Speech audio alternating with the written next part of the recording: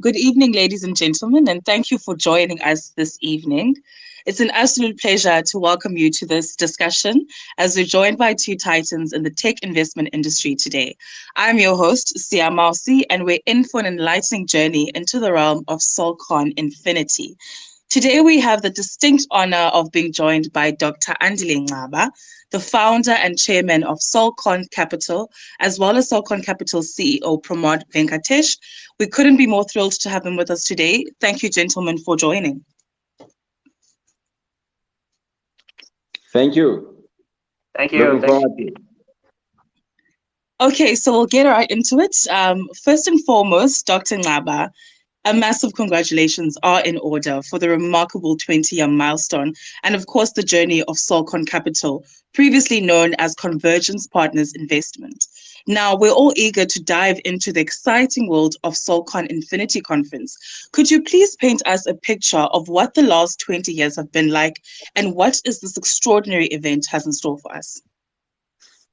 Wow. Firstly, thank you very much. Thank you to Pramod. Thank you to all the colleagues here, and friends and all the people who really, have joined us in this platform. I just want to say that sometimes I didn't realize that 20 years can go so quickly. I think that's the first thing one can say.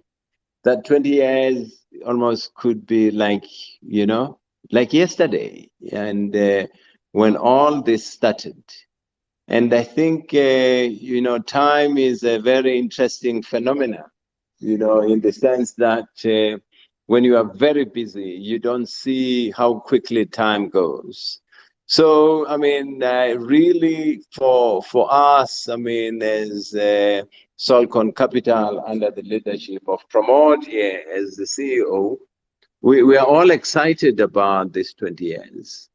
As to, how we have been involved in almost becoming what other people call a trailblazer, i.e. entering environments of satellite and subsea cables and wearables and all the software as a service, cybersecurity in the last 20 years. Things that were unthinkable at the time.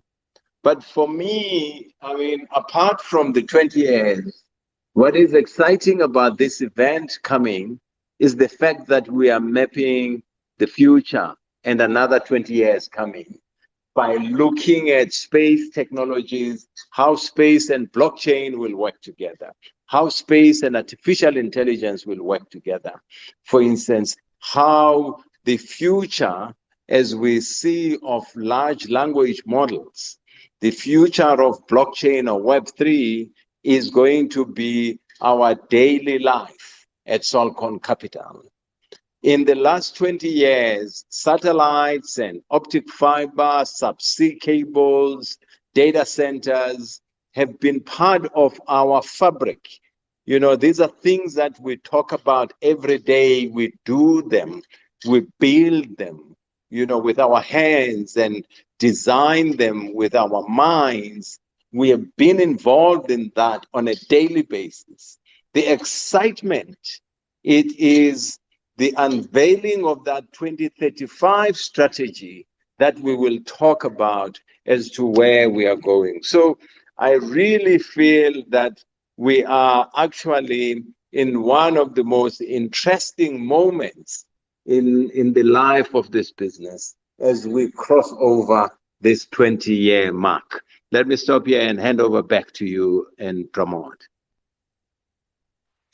Thank you very much, Dr. Ngaba. It's quite interesting how you mentioned the concept of time and the future. As we all know, the conference is named Solcon Infinity, and I'm quite interested in finding out the reasoning behind this name. Pramod, why the name Solcon Infinity? What is the significance, and why not 20th celebration or something generic? Yeah, thanks. Yeah, that's a very wonderful question. And one of the things, this was while we and the team were discussing about, how do we commemorate this 20th year anniversary? We were coming up with various names, but then we understood that some of the technologies and the way we have been positioning the way Solcon has evolved over the last 20 years, we foresee that Solcon to be a major player, a tech player in the continent, in Africa, and worldwide as well as we go through that process, right? So we believe that as Solcon, we are going to make. I mean, we have already put our foot in Africa, and we are expanding now to the global, technological landscape. And we believe that to infinity and beyond, we will continue to exist and go beyond that, right? And some of the most important aspect is while we look at various different technologies, we are also looking at the most upcoming technologies which dwell into blockchain, as the chairman said, into space tech, into other phenomena, which is artificial intelligence, which is taking over the world.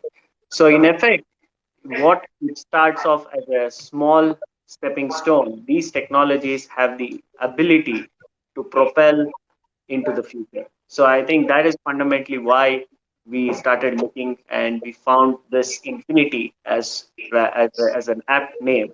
So rather than just saying it's a 20-year celebration, but it's actually a celebration of the future and the past.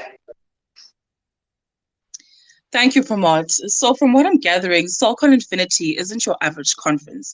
It's an extraordinary gathering that unites builders, innovators, investors, all laser focused on revolutionizing the tech landscape. Now, Dr. Ngaba, we're all eager to know what are the top shelf highlights that make this conference a must attend event? So I really think that, you know, um, in my opinion, the way in which, I mean, the world is going, I mean, if we just step aside for a minute and look at where we are in the planet, and then I'll come back to how Solcon fits into that. In my opinion, there is no, if you look at the last 20 years, or even before, I mean, a lot of technologies and inventions and groundbreaking, technologies, let's say a mobile phone, which all of us are now using, even in this platform, and how a mobile phone has actually changed the lives of people across the emerging markets, Africa, Southeast Asia, Latin America, everywhere. Today, we take it for granted. But imagine that life before the mobile phone. I'm using this as an example. There are other technologies I can point that have changed the world as we know it. And these technologies basically have created a very interesting environment, right, in society as a whole. Now, one of the most important things that, I mean, as I've said, mobile phone was one of these things that today there are over 5 billion of them in the planet, right? Over 5 billion. What is this other very profound thing that is Solcon we are looking at that is really going to change the way in which, I mean, society is? I mean, Pramod is probably better equipped to take a deep dive into AI than me, but I'm going to pick space as an example. Space technologies or space tech has actually been something that has been in existence since the 1960s. But there's a new wave now of startups and propelling evolution and innovation in space, bringing, almost the convergence of space technology and AI and the convergence of blockchain and space, or what other people they call real world assets, which some of the space technologies or space celestial objects are now being looked at through the lens of blockchain, or how the data that the universe is now being able to be put into platforms to try and train that data to better understand the universe, basically, very differently than before.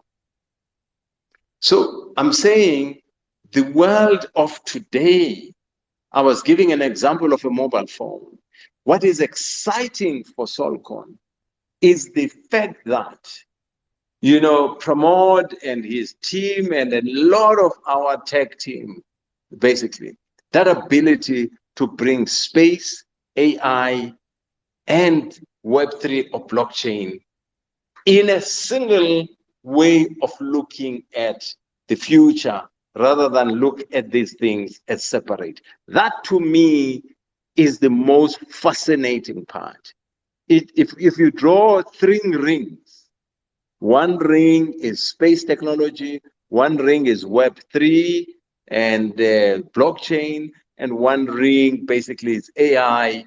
And that piece in the middle, where all of these three intersect, that to me is what really makes me very interested about the future. Thank you, Dr. Ngaba. I must agree that technology has really changed the world as we used to know it. And it's quite exciting to see new technologies developed on a daily basis. Now, Pramod, can you tell us the story behind some of the conference themes that the chair has mentioned previously, such as AI, deepen, space tech? Why were some of these specific themes chosen for this event? Yeah, thank you, Sia. This is a conversation where the chairman just left us, right? So if we see the evolution in tech, right, I think we can figure out that these themes which we have chosen are now the underlying philosophies of tech, right?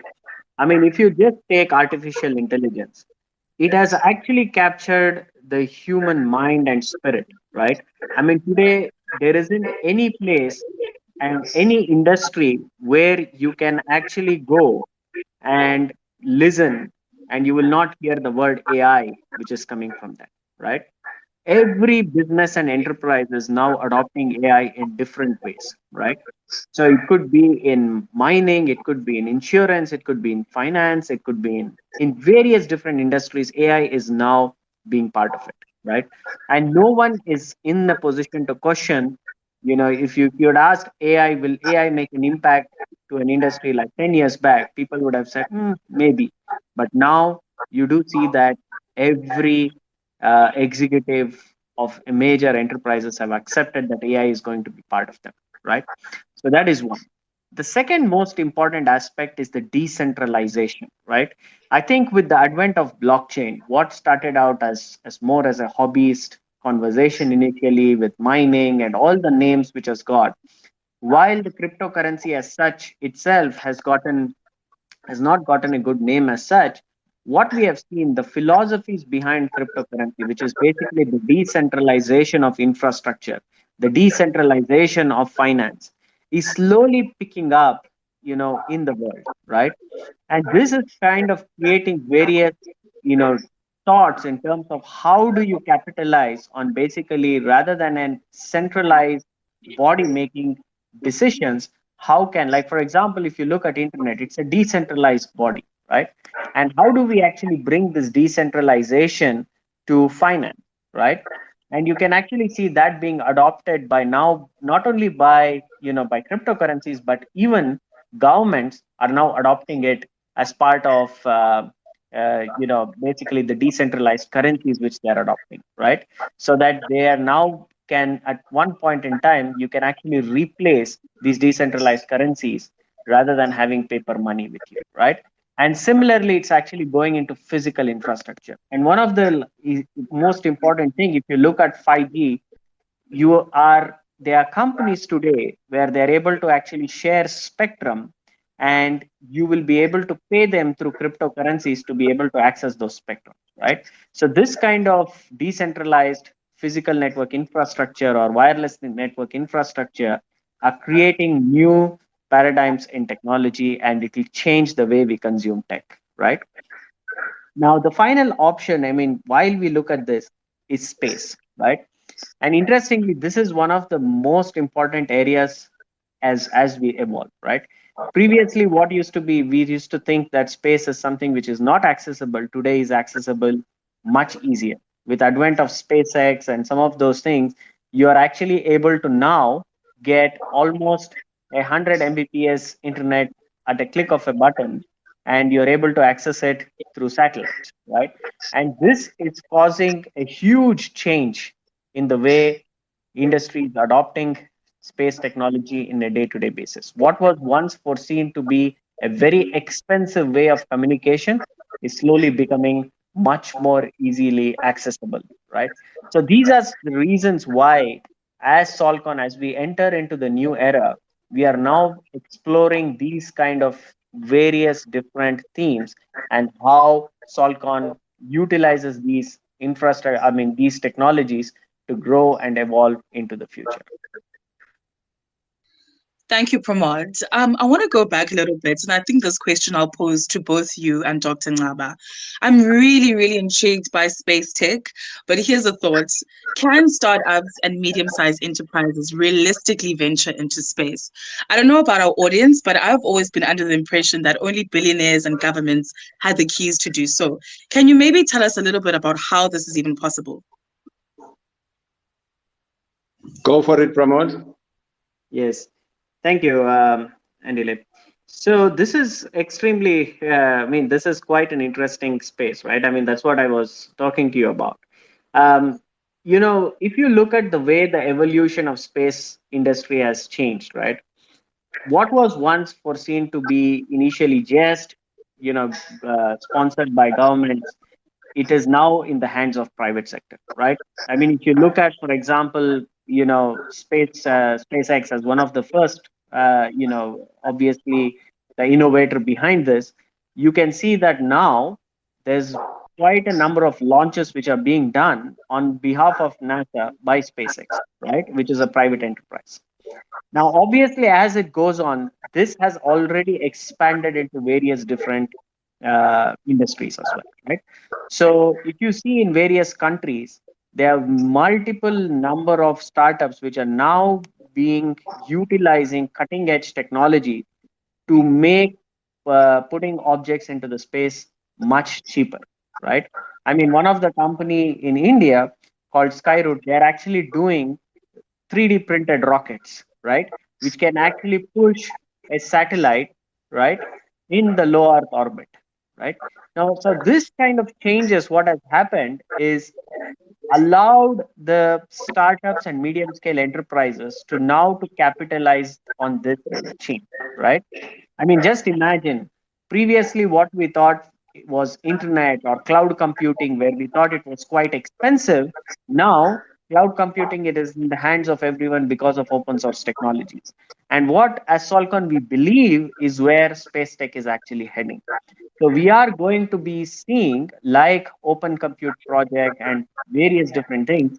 There will be a time when there will be an open source mechanism for building satellites, for building blueprints of satellites, for building blueprints of rockets, which we can then use to 3D print and push it into space. So these are some of the changes which we as Solcon are seeing and the way it is evolving. So these are the technologies which are changing, which are helping even startups and medium scale enterprises enter space. And some of these startups are actually entering the space not just by pushing satellites, but accessing the data from the satellites, right? So now the data which is available can be utilized to actually make intelligent decisions, because it's not just about launching satellites. Space tech is also about taking the data from multiple different satellites and making sense of it for various common people. Like it could be for farmers, it could be for weather forecasters, it could be for mining or for industries. So various different industries can actually utilize this data to make intelligent decision. And this is one other area where there's huge number of space tech startups which are capitalizing on the ease of access of data, because now then it is much easier to launch satellites, hence more amount of data is getting generated. So I don't know, Chairman, if you would like to add few lines. No, before, see, I would have thought that Pramod would share with us, I mean, the fact that India went to the moon. I mean, this is the most fascinating thing that has happened in this century, basically. I mean, before I come in, I thought that Pramod would just give us a little bit of a glimpse there. I mean, to show how a country like India today, you know, has done something that, I mean, 30 years ago, it was unthinkable that a country like India would basically put a projectile on the moon. Yeah, thank you, Andy. Sometimes we kind of think these things are quite taken for granted, but thank you for reminding us. And really, I mean, this has been a quite a fascination in India as well, right? I mean, when Chandrayaan 3 landed on the moon, there were close to 8 million viewers on YouTube watching the landing, right? So and it was quite fascinating that the entire project costed less than the budget for a Hollywood movie, right? So one of the most important things we can learn from that aspect is basically the concept of frugal engineering. And I think that's a very nice point in which space tech startups are utilizing, that you can actually use frugal engineering to actually build satellites, not by cutting costs or not by reducing quality, but by using innovative methods to reduce the overall cost of launch and of the satellite itself, right? And this is something which India and ISRO actually went and kind of re-engineered, right? And after the failure, which they thought in to land in 4 years back, they kind of re-innovated and made sure that they were able to land the spacecraft. I mean, land Chandrayaan 3 at this point in time, right? And this has created quite a different excitement, because most of the components of Chandrayaan 3 were actually built by private sector companies in collaboration with ISRO.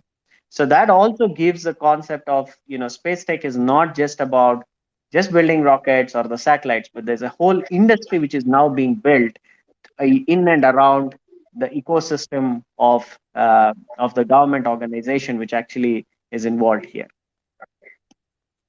Yeah. So just to come in, see, this your question is the most fascinating one. I mean, for me, you know, firstly, let me start it at an economy level. The space economy, in my view, is going to be the largest segment of the economy that we ever know as humans. Space economy will be the largest. Now, if you take ocean economy as an example, what ocean economy does in the transportation of goods and services, right? Whether it is, for instance, the transportation of goods from Asia to Europe, from Africa to Asia, or from America to, I mean, think about ocean transportation as we know it today, right? And the amount of goods that are transported via ships in the ocean.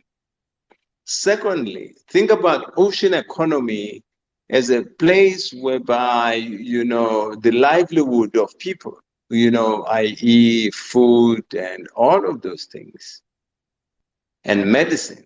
Think about people who live in the coast in our planet, all right? Now, many years back, ocean economy was unthinkable. People never thought that the traveling, you know, in the ocean would be as what it is today. The second one, if you look at air travel, planes traveling around the planet, right? flying to Europe from America, Asia, etc. If you look at that traffic today, the aviation traffic, as to how it is. Now, I said to a colleague of mine, space transportation will be bigger than aviation travel and bigger than ocean travel or ocean transportation. Space transportation is going to be the largest transportation in the planet that we have ever seen in this century, before the end of this century. The second thing I wanted to raise is that I look at space tech in two parts, right? I've talked about transportation, which is space travel, space transportation, is going to be one of the largest economies, basically, in our universe. The second one is the use of space, right, for Earth's preservation, what we call Earth intelligence, and how to make sure that we can better understand the resources on Earth using satellites. The third element is what I call space-to-space economy, meaning things that will be built in space for use in space. This is something that we are going to see is going to explode in the next 20 years or so, all right? Transportation, space travel, space transportation, right? Earth intelligence, meaning space to Earth, basically, and space to space engineering, right? This, space to space, it encompasses deep space and all of those things, right? The human nature is all about exploring, the universe, basically. And today, the engineering capability that exists, as Pramod said, people have managed to learn how to do things in the most cost-effective way. It is for that reason that the entire space economy will be unrecognizable, as we have seen when we were launching our satellite 10 years ago, 12 years ago, as we were seeing when we were planning our satellite, in the last 15 years ago. As we were launching, for instance, microsatellites and CubeSats before. So polar launches, equatorial launches, right? New types of fuel, new types of space travel, basically, is what is going to dominate the next 20 to 25 years. It is for that reason that us as Solcon, space tech is one of the verticals that Pramod and I will be investing in, developing technologies in, building projects, whether project finance or investments, or even building a startup ecosystem in order for us to advance our space aspirations. So it is one of the top priorities. As I've said before, we have been involved in space. This is not new. We built a satellite. We launched it together with Intelsat. It's today sitting at 33 degrees east, as part of the Intelsat fleet. We are now working on new projects in order for us to take a serious position in the future of space technologies. Thank you. Let me hand over back to you, Sim. Wow, that was very profound, Dr. Ngaba. Thank you for that. For a lot of people like myself, space travel and space tech is something that you only see on a sci-fi film. It's always been something that's kind of out of reach to us, so that's really exciting to hear. And I can imagine, if startups, especially on the African continent, are to pursue space tech, then I imagine they will need some kind of support and an ecosystem to do so. Now, I want to know, Dr. Ngaba, without giving away too much, of course, could you provide a quick overview of Ikara's Space Tech Incubator? Again, I will just say a few words and pass it to Pramod. Look, I mean, you are part of the Cortex Hub, CR. You understand the methodology of startups in an accelerator and incubator ecosystem that you can share. You know how some of the startups there operate, right? Now, as Pramod said earlier, space was a preserve of governments before, right? I mean, understandably so. Every country has a space agency, or developed countries, they've got space administration or departments.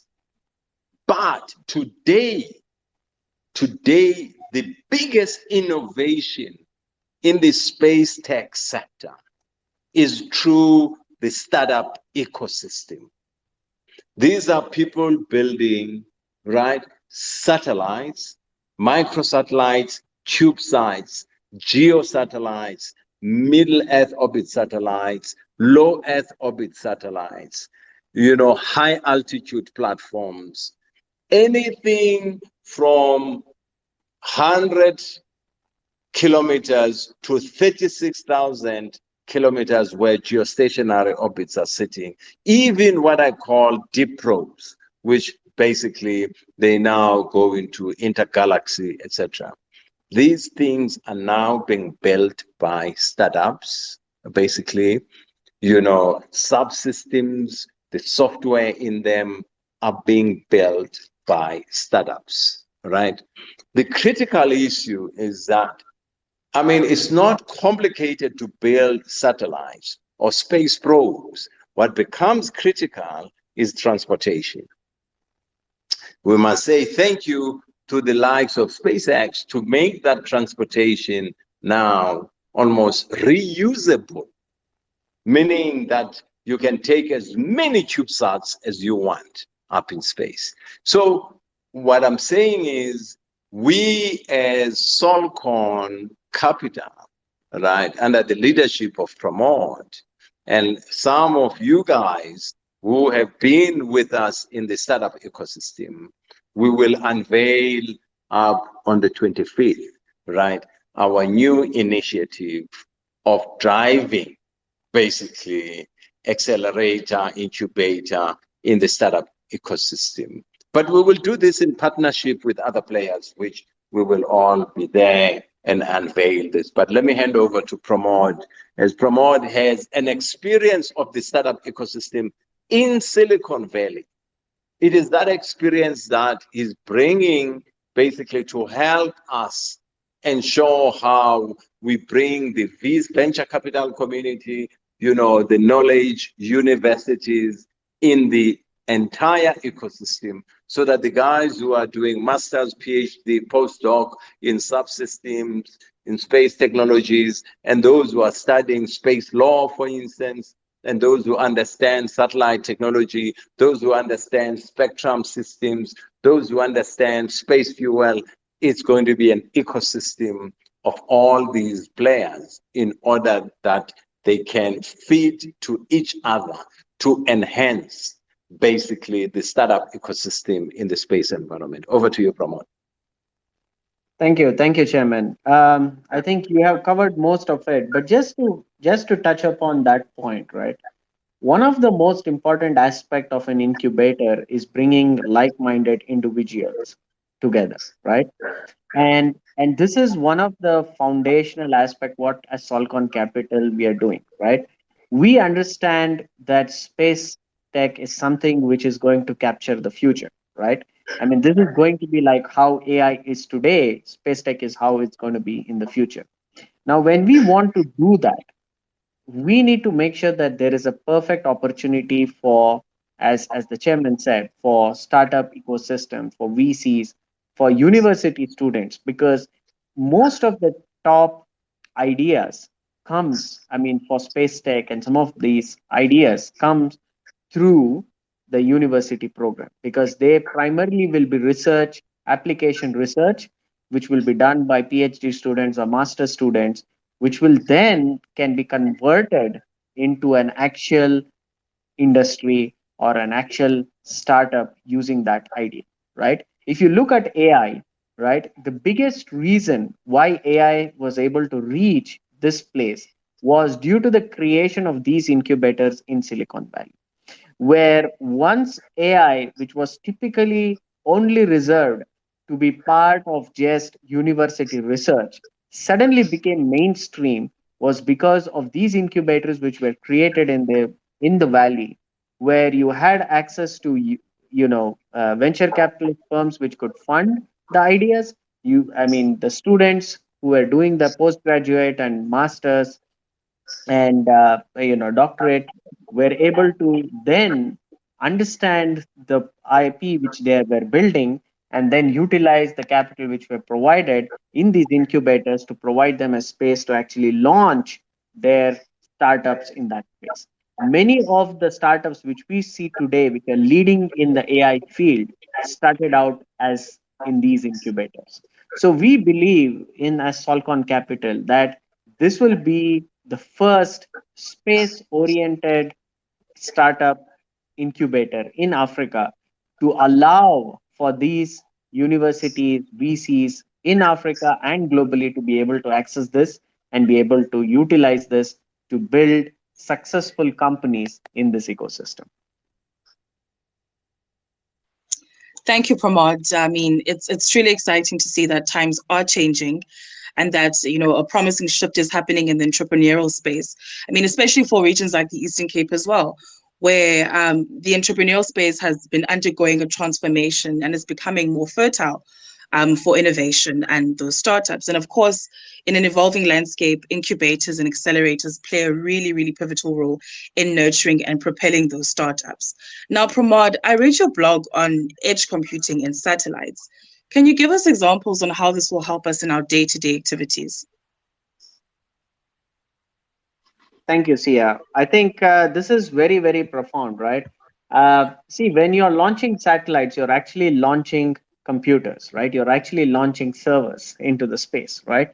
And today, as and when now the servers or the chipset which is there on part of that is now able to operate under lower power and have higher processing intensity and already have built-in AI into them. When you launch them in space, it allows for you to now start looking at various different applications, right? I mean, previously when we looked at edge, it was always on ground, and the edge infrastructure primarily means bringing computing closer. Now, if, for example, you're utilizing internet, which is being provided by the likes of SpaceX, OneWeb, or the likes of any other which have launched, effectively your first hop becomes your satellite, right? The satellite which is roaming around the earth.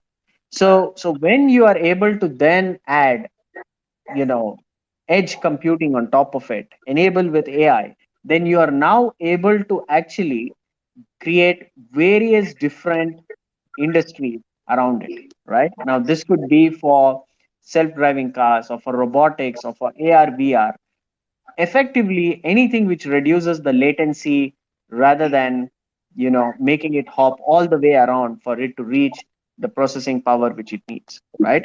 So this allows you to bring the edge computing closer to you because of the accessibility point of view. So that's one of the most important aspect, and this can be used in various different activities, right?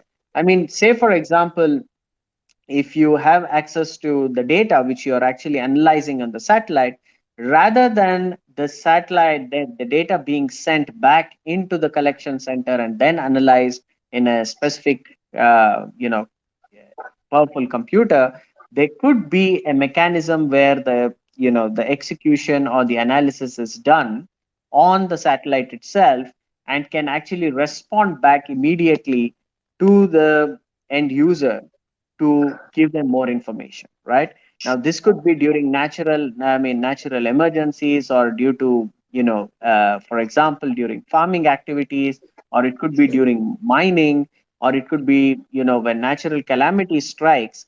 this could all be a possibility where edge computing can actually really help, because then you're not looking the data to traverse all the way from the satellite to the collection center to a computing center for it to compute and then analyze back.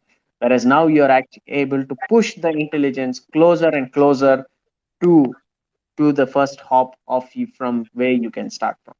So I think this is fundamentally is going to change, and it has already started changing, right? And some of the startups which are playing, for example, Pixel and some of those different innovative companies are now able to, capture the data from the satellite, analyze, convert that into metadata, and then be able to share that metadata directly rather than sharing huge amounts of data for processing.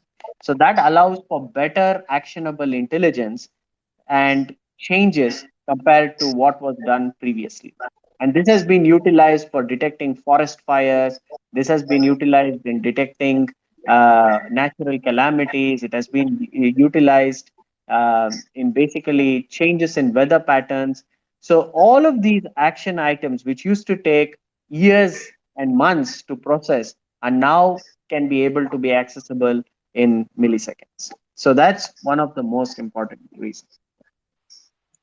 Thank you, Pramod. Unfortunately, we are running out of time, so I do have to pose the last question.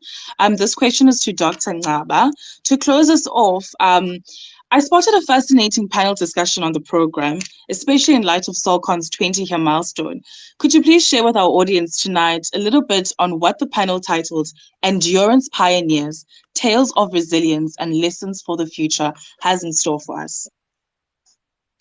Thank you very much, Sia. So as we wrap up, I think, one of the most important things I think we would like to share as an experience is that, of course, in any business, somebody could say, "Oh, 20 years is a long time." I mean, I'm saying, no, 20 years is a very short time. And therefore, my view is one of the things we want to share with young entrepreneurs there is the spirit of resilience when you are building your business, or when you are building your startup, or when you are in a journey in life, right? That spirit of resilience and perseverance and the spirit of humility, of modesty, and the ability to say, I'm going to focus on this, for the rest of my life. I will focus on this for the rest of my life and not expect, instant gratification into things. So that panel really, some of the people I've worked with over the last 30, 40 years who in multiple areas will share their experiences, including myself, right, about what resilience is, what perseverance is in the true sense of life, in the true sense of business, in the true sense of being an entrepreneur, right? Sometimes we, as we get confronted with challenges in life, when you sit alone, you almost think that there is no way I can actually solve this problem, or there is no way I can come out of that problem. That panel is one of the most important panels there, because it's not about technology, but it's about human resilience. It's about human perseverance. Against all odds, there will always be headwinds in life. Whether those headwinds manifest themselves in multiple ways, but the ability to that all of us as humans, we possess that human spirit of resilience against all odds. That all the obstacles and hurdles you reach on the way in your career, in your startup, in your business, in your job, and never to give up when you experience such types of obstacles or challenges on your way. So it's a panel of colleagues and friends who really have worked hard. We coming out of an era of apartheid here, where it was very difficult for people. But today we have to compete in the open market in the world, basically. And there's no one who says, oh no, your competition will be less, because we have to compete, right? So one is saying that we need, as we learn tech, as we pursue careers for jobs, as we pursue entrepreneurship, one thing that we must always make sure that in our inner selves, we can talk to ourselves and build that strength of resilience and perseverance, and have all those characteristics of humility, right? And be able to make sure that we can work with people and be able to confront problems and navigate and be able to pursue whatever success, what success means to you. I mean, innovation or whatever that is. So that's really what that session is. And I really encourage you as a younger generation to take that conversation very seriously. Thank you very much, Sarah, for hosting us, myself and Pramod in this. We really appreciate your time. Thank you, Pramod, for your time. Really, I think this was a very, very interesting conversation. Thank you. Thank you, Sia. Thank you Thank so you, much. Seth. Thank you. Okay, thank you to all our guests, especially Dr. Andile Ngaba and CEO Pramod Venkatesh. Of course, thank you all for joining us today as we explore the incredible vision behind Solcon Infinity and its commitment to innovation. We've had quite a fantastic discussion, and we can't wait to continue these exciting conversations in our weekly Twitter spaces leading up to the big event on the 25th of October, 2023. Thank you so much and good evening.